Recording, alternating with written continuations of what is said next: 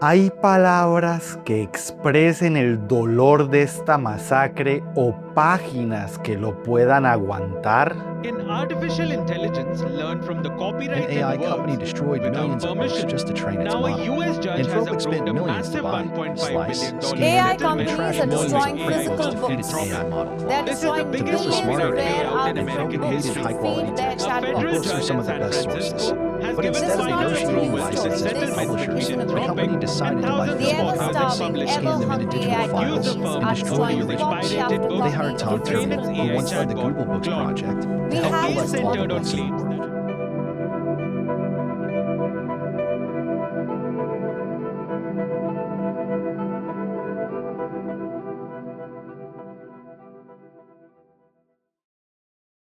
Saludos estimados y super queridos cinecitos, espero que estén muy bien. Me presento aquí ante ustedes en una nueva ocasión para hablar de una obra maestra basada en una grandiosa novela escrita por Ray Bradbury, la cual propone y retrata una realidad aterradoramente verosímil, realidad que intentó desarrollarse a gran escala durante el letargoso y mortífero periodo de la Segunda Guerra Mundial, pero afortunadamente su ineficiente aplicación y sus malévolos ideales fueron incapaces de sostenerla. Uno de los retratos más estremecedores del Bibliocausto, la destrucción masiva de libros y material escrito por motivos políticos, religiosos o ideológicos. Una anomalía que suena como mera ciencia ficción, pero que en realidad parece que estamos muy cerca de vivir nuevamente. Esta película muestra un mundo donde se han exterminado todas las fuentes de conocimiento y a los portadores del mismo con el sombrío fin de obtener una sociedad ignorante y primitiva, cuyas únicas cualidades sean un potente sentido de sumisión y agrado por la alienación, moldeando de manera enfermiza las mentes de su población con el propósito de que interpreten esta intención como una nueva armonía y única idea de paz, buscando alcanzar una humanidad que ha sepultado a propósito todas las virtudes y cualidades que les otorgaban fulgor a sus existencias, enterradas profundamente en las tierras demoníacas de un gobierno totalitario e inhumano. Estamos hablando nada más ni nada menos que de Fahrenheit 451 del año 1966,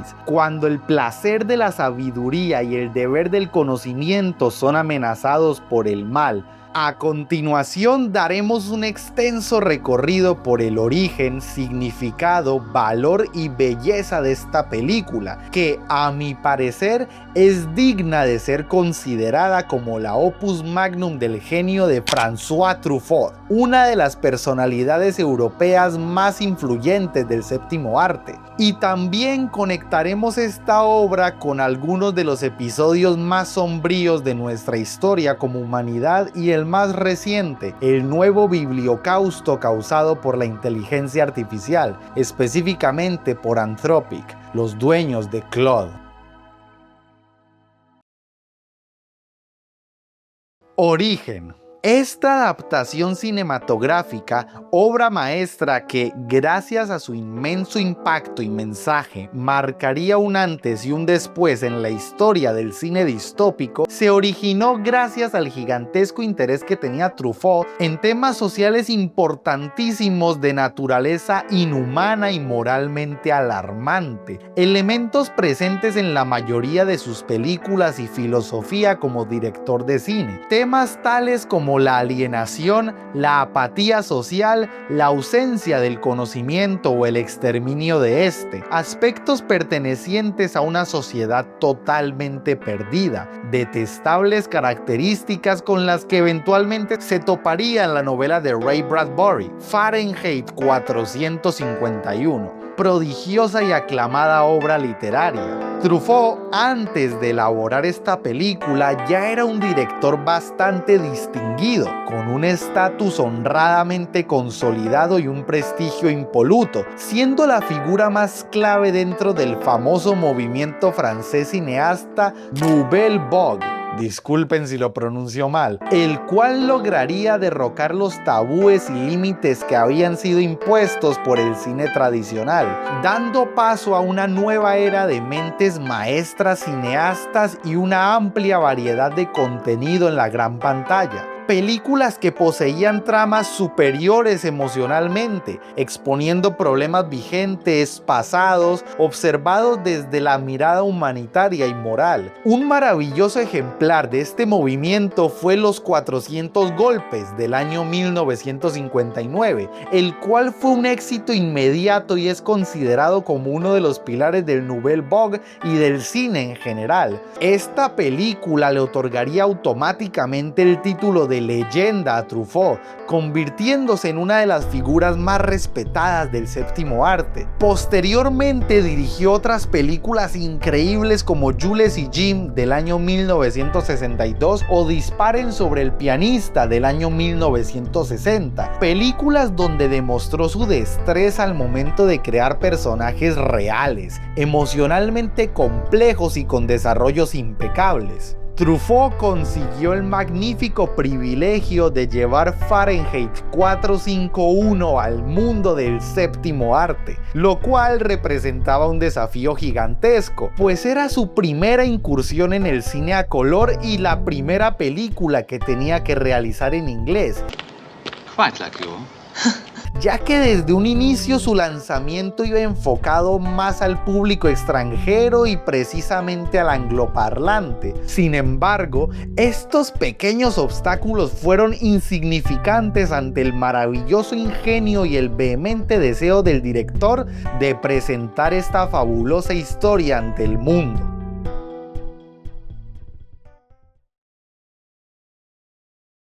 El ardiente descaro y peligro de la ignorancia. En un futuro donde los avances tecnológicos han alcanzado su límite, la ciencia se encuentra en su punto álgido y los controles gubernamentales han llegado a un punto extremo totalitario, nos presentan a Guy Montag, un austero y frío bombero, cuyo único objetivo en la vida es ejecutar su labor de la manera más efectiva posible, quemar toda clase de libros para ganar su respectivo salario. Este hombre no posee motivaciones humanas ni un código moral, solo un gran interés en los beneficios monetarios y apoya la sumisión para lograrlos. Montag no se preocupa por las desgracias que puede traer su trabajo y cómo éstas pueden condenar para siempre a la civilización. Simplemente acata los deseos del régimen y se convierte en el más obediente servidor del caos. Va por ahí gratamente calcinando toda clase de libros, bibliotecas clandestinas y reportando a los rebeldes lectores que desprecian al régimen para que les otorguen una cruel condena. Y después de realizar todas estas actividades que castigan a la humanidad, llega a su hogar, donde lo espera su pareja, Linda Montag. Linda, sorprendentemente, es más inhumana que su esposo. Tiene una enfermiza obsesión con las pantallas televisivas y los monitores, pantallas interactivas que ocupan la mayor parte de la casa, ubicadas con el fin de jamás dejar de ver la televisión en ningún momento del día sin excusa alguna. Linda es una espeluznante teleadicta, la cual felicita constantemente a su marido por su trabajo, declarando que no hay mayor honor que deshacerse de la inmundicia que representan los libros y más allá de consentirlo, lo incita y lo motiva en todo momento para que nunca dude de su labor. En medio de toda esta locura, donde el matrimonio es igual de perturbador e indeseable que la sociedad donde habita,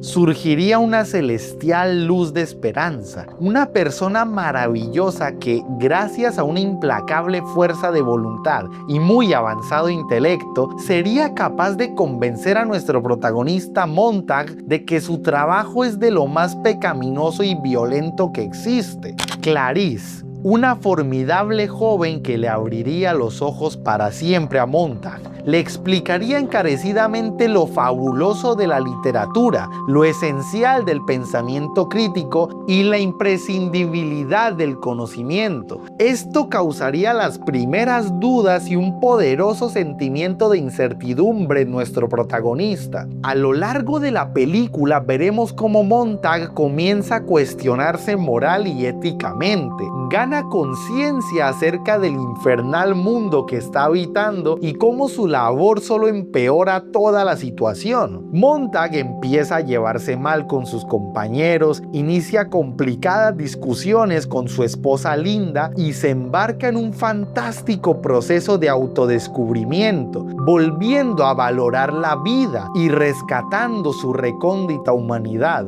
Montag renuncia a la quema de libros, ganándose el odio de todos sus compañeros y del gobierno entero, convirtiéndose oficialmente en el mayor rebelde del régimen. La mayor demostración de esto sería el asesinato hacia su antiguo jefe, el capitán Beatty, el encargado de dirigir el cuerpo de bomberos y seguir fomentando la destrucción. Ahora que el amor lo ha hecho despertar, Montag debe encontrar una manera de huir si no quiere perecer contra las autoridades, quienes lo persiguen incesantemente. La única salida real que encuentra Montag es huir hacia el campo, dejando prácticamente a toda su vida atrás en pro de su supervivencia. Montag, arrepentido por sus actos y es más, percibiéndose a sí mismo como un honorable héroe, se une a un grupo de personas llamadas los Hombrelibros, una comunidad secreta campestre formada por individuos que, para preservar el conocimiento, han dedicado su vida a aprenderse libros de memoria, para recitarlos hacia las generaciones futuras y que de esta manera continúen el ciclo, garantizando la eternidad del saber, la preservación del conocimiento y buscando el resurgimiento de la sociedad. La película culmina fantásticamente con una secuencia de conmovedoras escenas donde podemos apreciar cómo ancianos relatan con mucha ternura una cantidad considerable de libros, hacia una serie de niños que escuchan atentamente para ser aptos de continuar con esta magnífica tradición, la fabulosa misión de literalmente salvar al mundo. Ya vamos casi por la mitad. Si llegaste hasta aquí y si el análisis te está gustando, te pido por favor que consideres suscribirte para más contenido de este estilo. Y si quieres, solo si quieres, dale like también. Ya sabes, sin presión alguna. Ahora sí, continuemos. Anthropic, el nuevo Bibliocausto. Desde la Biblioteca de Alejandría, los 20.000 libros quemados en la Alemania nazi, hasta la aniquilación de códices ancestrales en la conquista de América, la quema de libros o bibliocausto ha sido una herramienta recurrente para el control ideológico y la imposición de nuevas narrativas. En el siglo XXI, una nueva forma de destrucción emerge. La reciente controversia en torno a Anthropic y su uso masivo de literatura para entrenar modelos de inteligencia artificial plantea una pregunta inquietante. ¿Estamos presenciando un nuevo tipo de bibliocausto? La empresa de inteligencia artificial Anthropic, desarrolladora del modelo Claude, se ha visto envuelta en una polémica que ha resonado profundamente en el ámbito literario y legal. La acusación central al principio se basaba en el uso de millones de libros protegidos por derechos de autor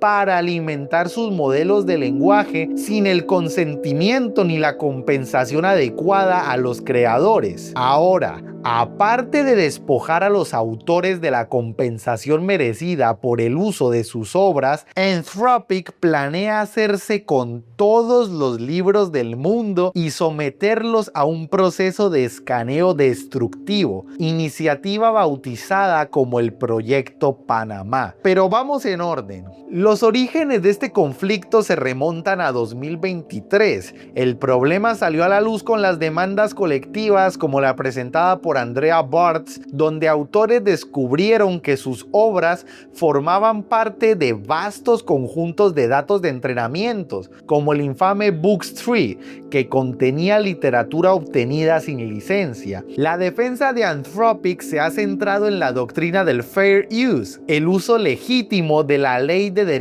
de autor estadounidense. Argumentan que el uso de los libros para entrenar a Claude es altamente transformativo, ya que no se reproduce la obra para su consumo directo, sino que se extraen patrones estadísticos y relaciones lingüísticas para crear un nuevo producto, el modelo de IA. En junio de 2025, un fallo judicial clave validó esta interpretación del fair use para el proceso de entrenamiento en sí mismo, aunque penalizó a Anthropic por el método de obtención y almacenamiento de las copias piratas. Pero la situación escaló en julio de 2026, cuando se informó que Anthropic había llegado a un acuerdo de 1,5 mil millones de dólares para resolver las demandas. Sin embargo, la noticia más perturbadora fue la revelación de que la empresa, a través de una iniciativa interna denominada como Proyecto Panamá, había comprado millones de libros físicos,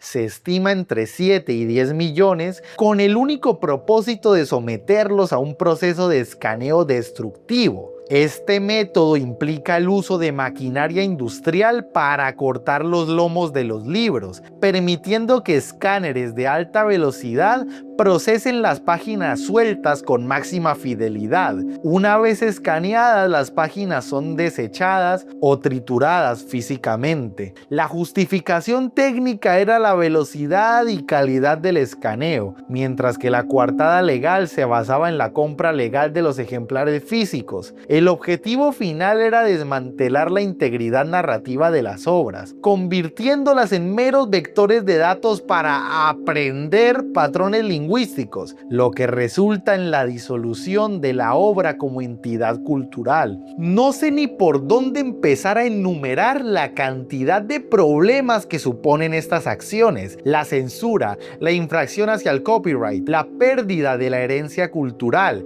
el desperdicio, la pérdida de evidencia y la desechada oportunidad de entregar los libros a quienes más lo necesitan, o por lo menos escanearlos y devolverlos sin necesidad de destruirlos. La pulverización del conocimiento, el acaparamiento del mismo y la declaración tan desvergonzada de poder político con un matiz casi totalitario son los problemas que personalmente más me alarman. La historia nos ha enseñado que la destrucción del conocimiento en cualquiera de sus formas siempre tiene consecuencias profundas y duraderas. Si no establecemos límites claros y éticos, corremos el riesgo de que el nuevo bibliocausto físico y digital termine por borrar la memoria literaria de la humanidad. Almas plasmadas en textos ahora triturados por la indiferencia de un algoritmo que consume el objeto para extraer su esencia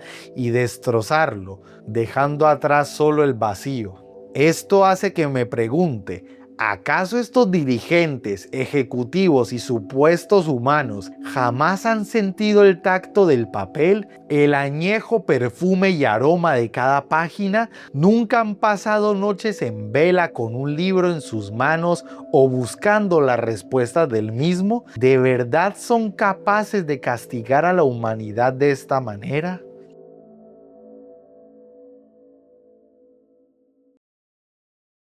Volviendo a la película, esta explora uno de los conceptos más atemorizantes, peligrosos y lamentablemente reales de la historia de la humanidad: la alienación, un concepto distópico ampliamente discutido e investigado por íconos del pensamiento, figuras cruciales en la historia, como Sigmund Freud o Rousseau, pero quienes se encargaron de profundizarlo al máximo y lo expusieron al mundo fueron Friedrich Hegel y y Karl Marx, figuras que, a pesar de abarcar el concepto desde puntos de vista ligeramente distintos, Marx desde un enfoque más económico y Hegel desde un enfoque más humanitario, ambos dejaron completamente claro su peligro, el sentimiento de deshumanización causado por la pérdida de la personalidad, el fallecimiento de la identidad y una profunda desconexión con la humanidad misma. Este indeseable fenómeno se convirtió en el mejor amigo de algunas ideologías, destacando la del pintor austriaco. Para el Partido Nacionalsocialista, este horripilante concepto lograba representar la culminación del régimen nazi.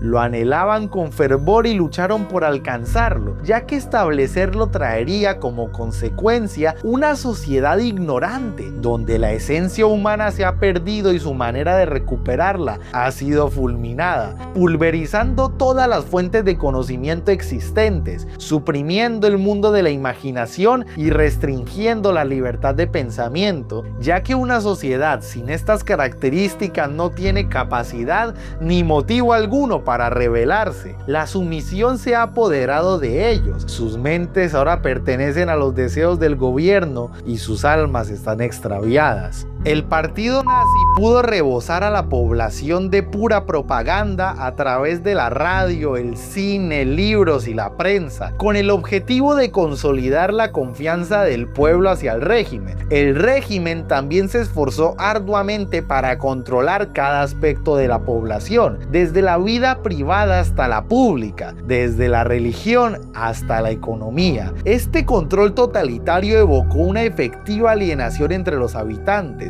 Ya nadie era capaz de pensar por su cuenta ni soñar lo que querían, y si había una oportunidad de hacerlo, ya no les interesaba.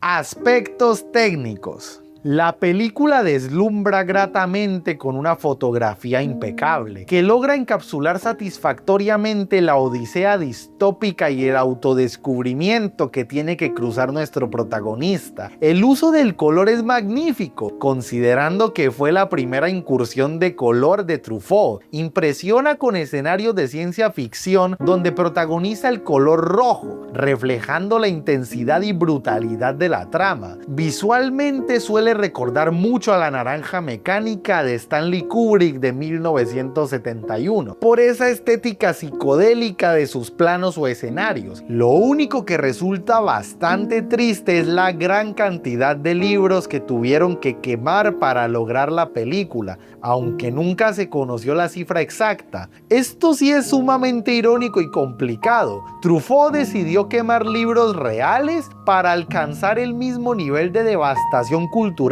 y pánico que en la novela, declarando que los libros debían quemarse con la misma importancia que tiene la muerte de un personaje. Por eso los planos se volvían tan sofocantes y tortuosos al momento de enseñar la incineración del conocimiento, generando un gigantesco e inolvidable impacto.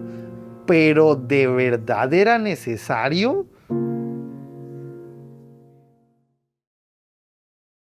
Conclusión y reflexión final. Fahrenheit 451 es una película invaluable, verdaderamente necesaria para la humanidad.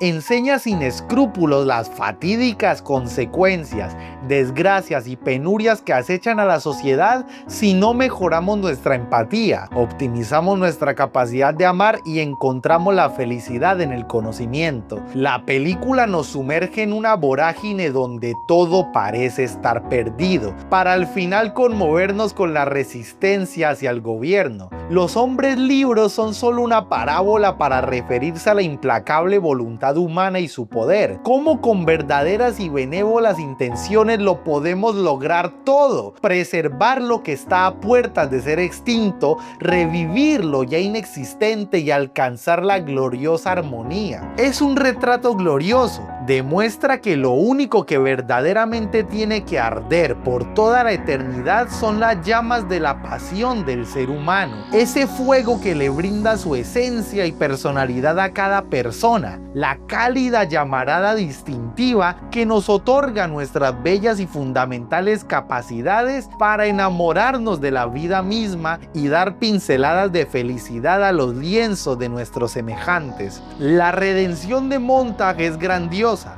Un prófugo de la alienación cuya vía de escape fue el amor que encontró en una mujer sabia, que representó la salvación de su vida y como consecuencia logró quemar todos sus deseos de odio y malos actos, recuperando su esencia y su identidad. Así como Guy Montag derribó los barrotes de la alienación y la maldad, nosotros como humanidad debemos levantar los pilares de la autenticidad y los de nuestra esencia. En cada uno de los habitantes de la Tierra reside una magia única, una fuente de luz auténtica e irrepetible. Podemos y debemos lograr los más puros ideales sin sacrificar nuestra personalidad y naturalidad. Espero de corazón que después de este análisis vayan y mantengan una larga conversación con sus libros, los liberen de sus telarañas y del polvo que los recubre y que también consigan más. Un dato crucial de la novela, que también es aquello que inspira su título, es que la temperatura en la que arden los libros son 451 grados Fahrenheit. Esta cantidad representa los grados suficientes para borrar físicamente el conocimiento, pero la temperatura del núcleo magmático del espíritu humano arde con todavía más fervor cuando se trata de las buenas causas. Así que aviven su fuego y calienten como el sol a este mundo que se sume en las sombras. Que el cine los acompañe. Bueno, hemos llegado al final del análisis. Ahora procedo con los agradecimientos y saludos especiales a los miembros del canal, que son el mismo cuarteto mágico de siempre: Chapo, Joshua, Josué L. Pepe, Lime7242 y el buen César LK, mis amigazos. Y nada, mil gracias como siempre por su constante apoyo y siempre inspirarme a hacer más. Ahora sí, a descansar porque edité todo esto rapidísimo y estoy verdaderamente exhausto.